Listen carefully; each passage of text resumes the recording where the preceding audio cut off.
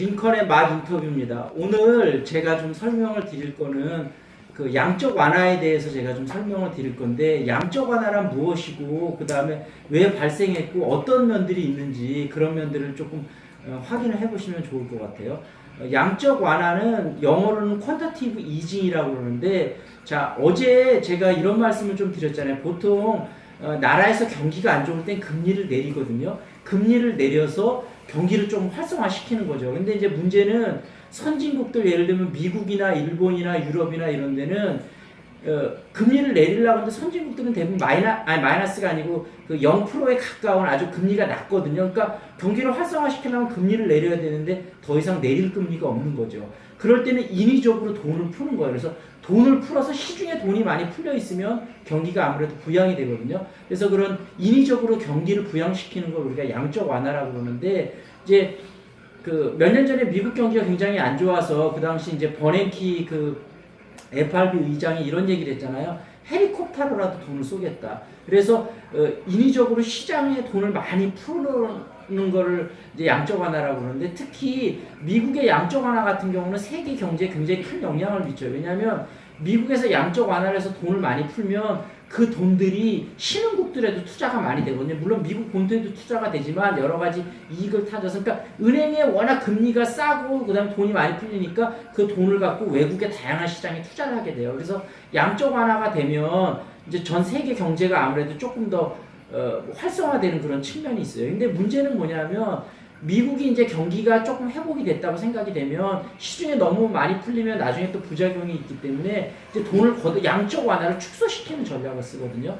그거를 우리가 이제 출구 전략이라고 그래요. 영어로는 exit strategy라고 그러는데, 그래서 출구 전략을 하게 되면 이제 돈을 걷어들이기 시작하니까 외국에 투자했던 많은 자금들이 다시 미국 본토로 들어가게 돼요. 그러면서 많은, 특히 신흥국들은 정말로 어려움을 겪게 되거든요. 자금이 많이 들어가게 되니까. 그래서 특히나 이제 얼마 전에 미국이 실제로 출구 전략을 했거든요. 그래서 그 당시에 신흥국들이 좀 많이 흔들렸었고, 근데 이번에 또 미국이 1차 금리를 인상을 단행을 했잖아요. 그래서 미국이 금리를 인상하게 되면 또 더 많은 자금이 빠져나가게 되거든요. 그래서 요즘 이게 특히 중요한 이슈가 되고, 이번에 미국이 1차 금리 인상을 하고 내년도에 아마 2차, 3차, 4차 금리 인상이 있을 예정이기 때문에 우리나라에 대한 영향이 되게 클 거예요. 그래서 금리 인상은 제가 그때 한번 설명을 드렸는데 다시 한번 다음에 기회가 있으면 설명을 드리도록 하고, 일단 이번에는 양적 완화가 뭐고 출구 전략이 뭔지 그거를 좀 알아두시고, 여기에 연관돼서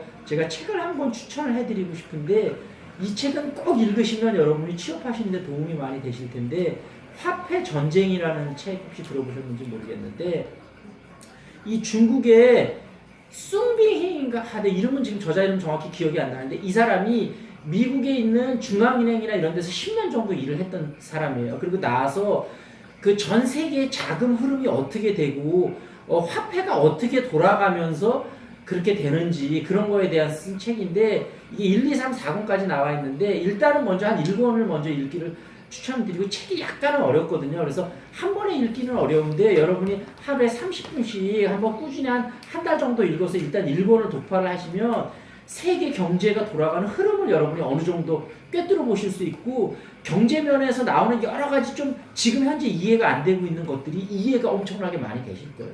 그래서 특히 공대 친구들도 나 공대니까 뭐 별 상관이 없지 이렇게 생각하는데, 그렇지가 않은 게, 자, 여러분이 지원하는 회사, 결국은 이 회사가 경쟁력이 있고 잘 돼야 거기서 내가 뭐 R&D를 하던 생산 관리를 하든 품질 관리를 하든 되는 거 아니니까, 회사가 지금 전 세계 경제가 어떻게 돌아가고 있고 우리나라 경제가 어떻게 돌아가고 있고 우리 회사가 또 어떻게 돌아가고 있는지, 이런 전체적인 흐름을 볼 수 있는 그런 폭넓은 시각을 갖는 부분이 좀 중요하거든요. 그래서 기업에서도 요즘은 문제 해결 능력을 많이 원하잖아요. 이런 전체적인 경제 흐름을 돌아가는 걸 어느 정도 알고 그 다음에 내 직무에 대해서 좀 깊이 아는 게 필요하거든요. 그래서 화폐 전쟁 이 책을 꼭 한번 한 달 정도 해서 읽으시고, 그런 어떤 경제 흐름이 돌아가는 거를 꼭 좀 파악을 하셨으면 좋을 것 같습니다.